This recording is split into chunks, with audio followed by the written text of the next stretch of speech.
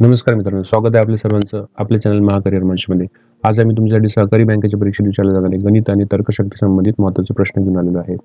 जर तुम्ही आमचे चॅनल सबस्क्राईब केले असेल तर तुम्हाला माहिती आहे की बँकिंग अवेअरनेसचे सुद्धा आम्ही तीन पार्ट रिलीज केले आहेत. जर तुम्ही ते बघितले नसतील तर डिस्क्रिप्शन बॉक्समध्ये जाऊन तुम्ही ते बघू शकता. आणि आता आम्ही गणित आणि तर्कशक्तीचे नवीन सिरीज चालू करत आहे. तर व्हिडिओला शेवटपर्यंत नक्की बघा आणि तुम्हाला हा व्हिडिओ कसा वाटला हा आम्हाला कमेंट बॉक्समध्ये नक्की कळवा. चला तर मग सुरू करूया. पहिला प्रश्न आहे, 2 नळ एका टाकीला भरू शकतात. पहिला नळ टाकी 8 तासात भरतो तर दुसरा नळ 12 तासात भरतो. हे दोन्ही नळ एकत्र सुरू केले तर टाकी किती वेळात भरेल? हे दोन्ही नळ एकत्र म्हटले त्यांनी. ठीक आहे. तर एकत्रसाठी आपण काय करणार, याचं आपण ॲडिशन घेणार आहे. ठीक आहे. तर 1/8 आणि 1/12. तर याचा रेशो आपल्याला माहिती पाहिजे, सॉरी एलसीएम माहिती पाहिजे. तर याचं एलसीएम किती येणार? 24. तर 24 नंबर जर आहे आपला एलसीएम तर 8 त्रिक 24. ठीक आहे. म्हणजे 24ला आपण डिवाइड बाय 8 केलं तर 3 येते आणि 12 डिवाइड बाय 24 केलं तर 2 येते. तर हे झाले 5. ठीक आहे. 5/24. आणि जेव्हा आपण आपल्या एखाद्या नंबरला 5ने डिवाइड करतोय तर काय करायचं, त्या नंबरचा मल्टिप्लाय बाय 2 म्हणजेच की डबल करून घ्यायचं. तर 24चा डबल किती होतं? 48. तर 48 संदर्भात कुठला ऑप्शन आहे का? आहे ऑप्शन बी 4.8 आहे.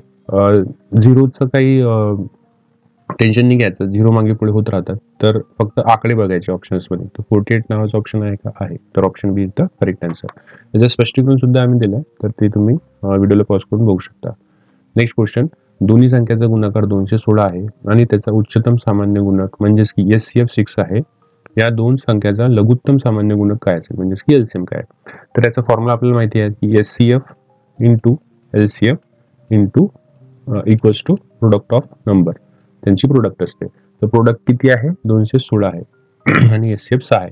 तर 216ला 6ने भागायचं तर किती येणार? 6 त्रिक 18 आणि 6 त्रिक 36. तर okay, option C is the correct answer.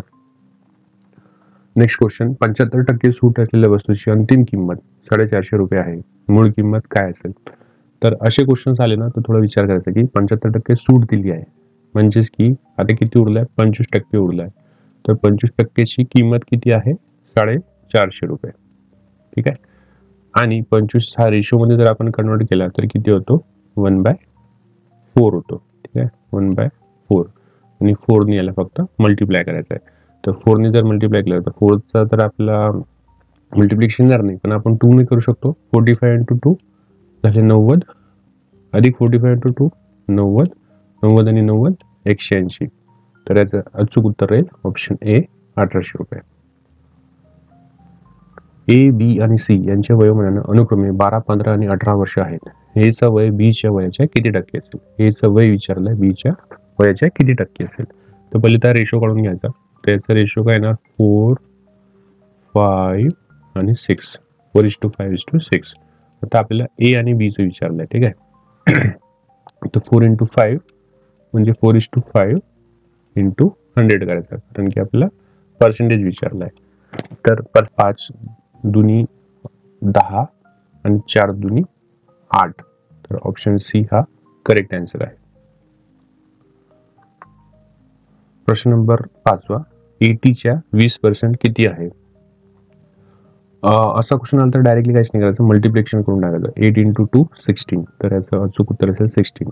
जर फॉर एक्झाम्पल 120चा 40% किती असेल असा आला तर याचा उत्तर असेल 12 चौक 48. तर 48 द करेक्ट आन्सर. नंतर प्रश्न नंबर 6वा, 85 रुपये रक्कम साध्या व्याजानं वार्षिक 6% दरानं गुंतवली आहे. 3 वर्षानंतर एकूण व्याज किती असेल? तर हे इंटरेस्ट मध्ये पहिले बघून घ्यायचं कुठलं इंटरेस्ट विचारलाय. तर साध्या व्याजानं म्हणजे सिंपल इंटरेस्ट विचारलाय. तर काहीच नाही, सिंपल इंटरेस्ट मध्ये काय असतो? Principal P into R into T म्हणजे P into R into T divide by 100. तर आपल्याला माहिती आहे की हे फक्त आपल्याला मल्टिप्लिकेशन करायचं आहे. तर 45 गुणिले 6 तर आपल्याला डायरेक्टली येत नाही. तर काय करायचं? 45 गुणिले 5 प्लस 1 करू शकतो आपण. ठीक आहे. 5 प्लस 1. तर 5ने कुणालाही मल्टिप्लिकेशन केलं तर त्याचं निम्मे होतं. डिवाइड केलं तर डबल होतं, मल्टिप्लिकेशन केलं तर निम्म होतं. तर 45चे निम्मे किती होतात? 22.5 5. अजून एक पार्ट बाकी आहे हा वाला, तर याचा फक्त हे लक्षात ठेवायचं की हा पार्ट आहे जो 45 ने ऍड करायचा, 4.5 ऍड करायचं याच्यामध्ये, ठीक आहे. 4.5 याची ऍडिशन मारायची, 10 आणि हे 27. ओके, 27 आले. हा झाला आपला 45 × 6. आता 27 × 3. 27चा टेबल माहिती पाहिजे. 27 × 54 = 81. तर option A is the correct answer.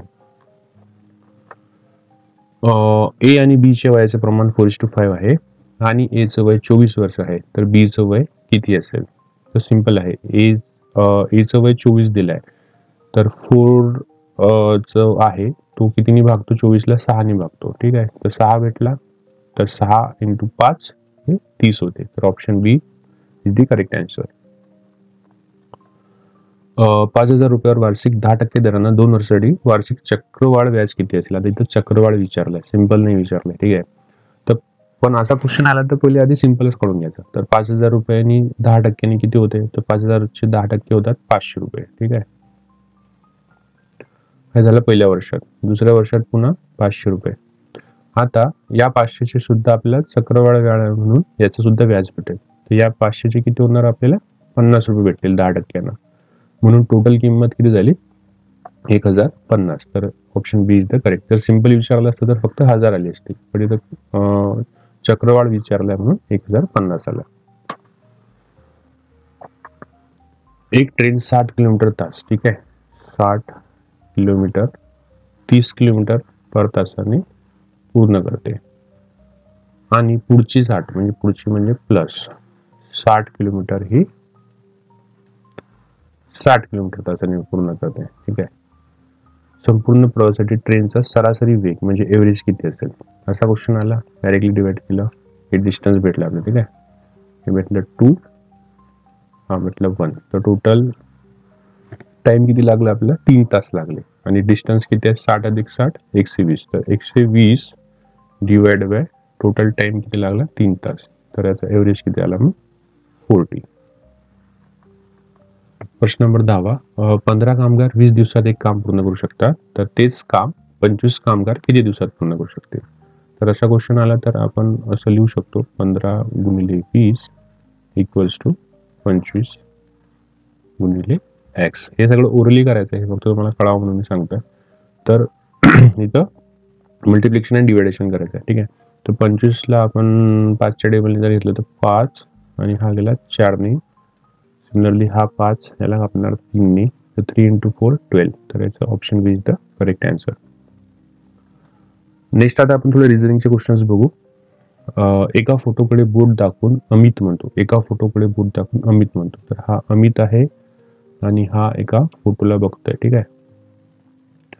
ती माझ्या, ती म्हणजे हे निगेटिव्ह, म्हणजे लेडीज मी निगेटिव्हने संबोधित आहे आणि जेंट्सला मी पॉझिटिव्हने दाखवणार, ठीक आहे.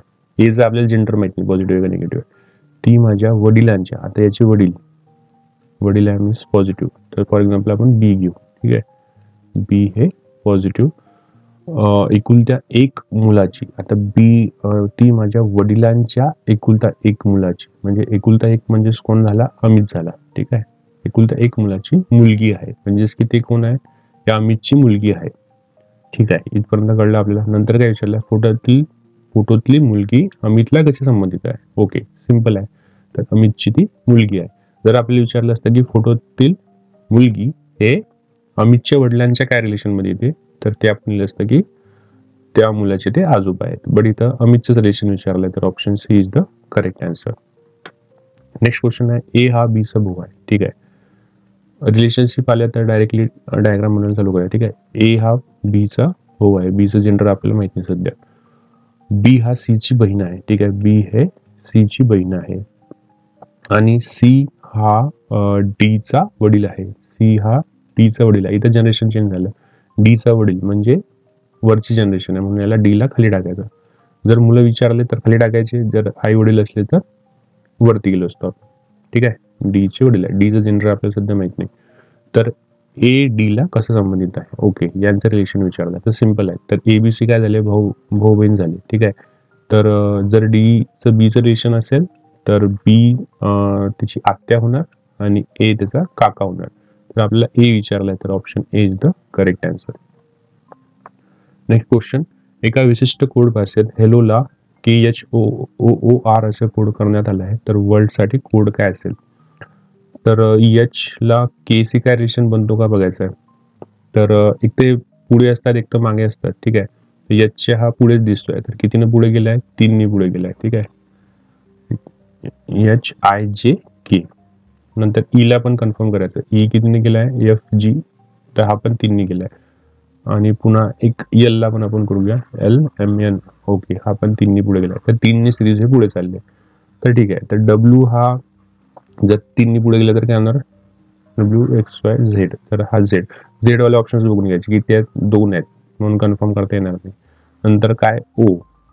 ओ आपल्याला हेलो मध्ये पण होता, तर ओचं काय केलं होतं यांनी? आर केलं होतं, तर आर वाला कुठला ऑप्शन आहे? ऑप्शन बी. ओके, तर ऑप्शन बी हा करेक्ट आहे. सगळं करत बसायचं नाही, टाइम वेस्ट नाही करायचा. असे क्वेश्चन्स आले ना तर याचा कॉन्फिडन्स वाढवण्यासाठी तुम्ही याची प्रॅक्टिस करा, तर असे तुम्ही सॉल्व्ह करू शकतात कमी वेळात. क्वेश्चन नंबर 14, जर महिन्याचा पहिला दिवस रविवार असेल तर त्या महिन्याचा 15वा दिवस कोणता असणार? असे क्वेश्चन्स आले तर काय करायचं की 15 डिवाइड बाय डायरेक्टली 7, कारण की एका हप्त्यात 7 दिवस असतात. तर याचा रिमाइंडर किती आला? 7 दुनी 14, एक याचा रिमाइंडर आला. तर हा काहीच नाही, फक्त रविवारमध्ये एक दिवस ऍड करून घ्यायचा, तर याचा आन्सर काय येणार? सोमवार. जर इथं 16 असता तर 7 डिवाइड बाय 16, रिमाइंडर असतं 2, रविवार म्हणजे 2 दिवस आपण ऍड केले, सोमवार मंगळवार, तर मंगळवारचा करेक्ट आन्सर आला असता. पण इथं फक्त एकच विचारलाय, तर हे सोमवारीचा करेक्ट आन्सर आहे. ओके, नेक्स्ट क्वेश्चन आहे, एक व्यक्ती एच्या ठिकाणाहून सुरू होते उत्तरेच्या दिशेने. ओके, ह्या डायरेक्शन वाला, तर पहिले डायरेक्शन काढून घ्यायची. डायरेक्शन तर ही मनातच पार्ट पाहिजे, पण हे तुम्हाला कळावं म्हणून सांगतोय. ठीक आहे, या पॉईंटवरून तो सुरू झाला. एक व्यक्ती एच्या ठिकाणून, म्हणजे हे ए आहे. ठीक आहे, एच्या ठिकाणाहून उत्तरेच्या दिशेनं 5 किलोमीटर चालला. ठीक आहे, 5 किलोमीटर चालला, नंतर डावीकडे वळत, त्याची डावीकडे. ठीक आहे, हा 3 किलोमीटर चालला, मग पुन्हा डावीकडे वळला. ठीक आहे, पुन्हा डावीकडे वळला आणि 5 किलोमीटर चालला. ठीक आहे, पॅरलली तर आले ते, मग पुन्हा डावीकडे वळला. ओके, आता याचं डावी. ओके, आणि 3 किलोमीटर चालला, आहे की सर तिथं चाललाय. ठीक आहे, 3 किलोमीटर चालला, तर तो ए कडून किती अंतरावर आहे? तर ए वरून स्टार्ट झाला आणि ए वरती झालाय, तर त्याचा आन्सर 0 असेल. तर option D is the correct answer. Okay, तर मित्रांनो हे होते टोटल 15 क्वेश्चन्स. तुम्हाला व्हिडिओ कसा वाटला आम्हाला कमेंट बॉक्समध्ये नक्की कळवा. तुमचं स्कोअर किती आलाय 15 पैकी, तुमचे किती उत्तर बरोबर आले ते सुद्धा आम्हाला कळवा. आणि एक आम्ही क्वेश्चन तुमच्यासाठी आलो आहे, तो म्हणजेच की हे श्रेणी तुम्हाला पूर्ण करायची आहे. ही श्रेणी तुम्हाला दिली आहे की 4, 9, 20, 43, 90, आणि याचा आन्सर तुम्हाला आम्हाला कमेंट बॉक्समध्ये कळवायचा आहे.